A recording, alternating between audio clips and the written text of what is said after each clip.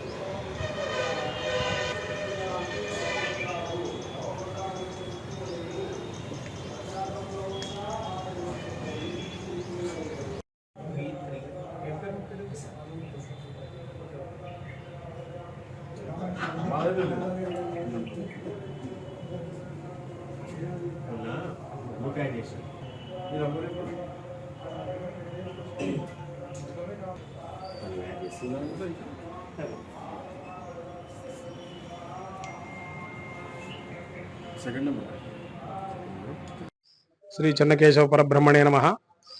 ఇది చాంద్రాయనగుట్ట చెన్నకేశవ స్వామి దేవస్థానం. ఇది నేను ఇక్కడ ప్రధాన అర్చకుడిని. నా పేరు కంజర్ల ప్రతాపాచార్యులు.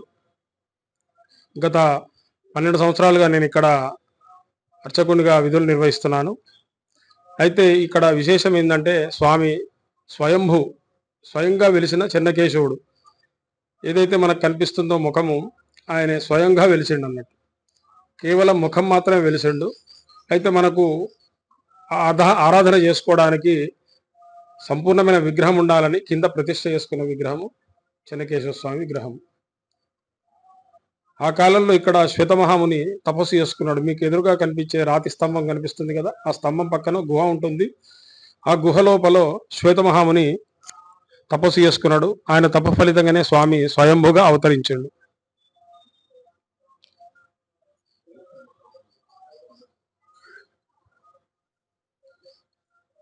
ఆ తర్వాత ఇక్కడ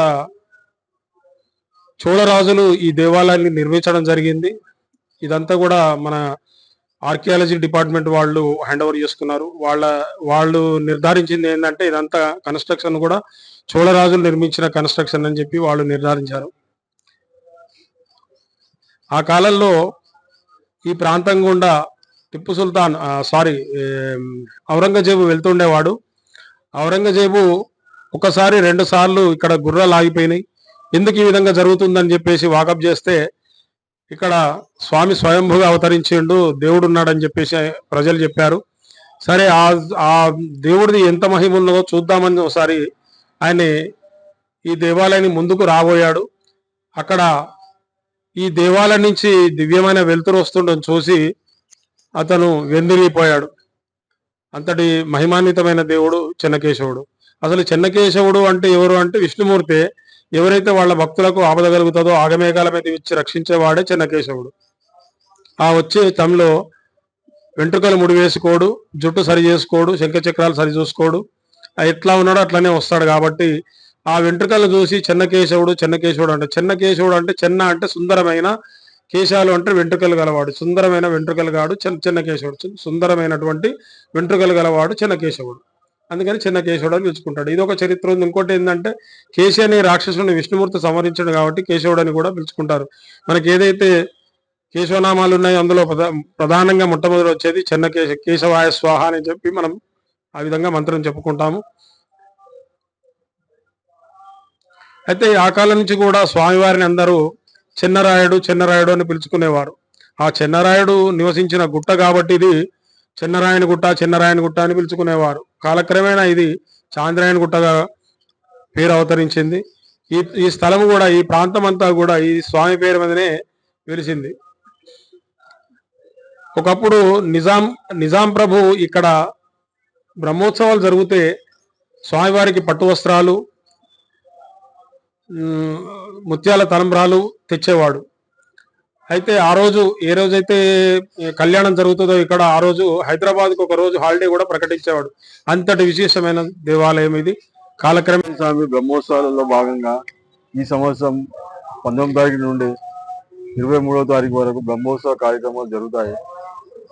ఈ కార్యక్రమంలో ప్రతి సంవత్సరంలో భాగంగా మన చంద్రాయణగుట్ట పోలీస్ స్టేషన్ తరఫున సిఐ గారు పట్టు వస్త్రాలు సమర్పించి ఈ యొక్క కళ్యాణ వేడుకలు జరుపుతారని, ఈ కార్యక్రమంలో భక్తులు అధిక సంఖ్యలో పాల్గొని తీర్థ ప్రసాదాలు తీసుకొని జయప్రదం చేయగలరని మా యొక్క మనవి. అసలు అంటే టెంపుల్ ఎంత పాతది, అంటే ఎంత పురాతనమైన అది సబ్జెక్ట్ నాకు అంతా ఐడియా లేదు.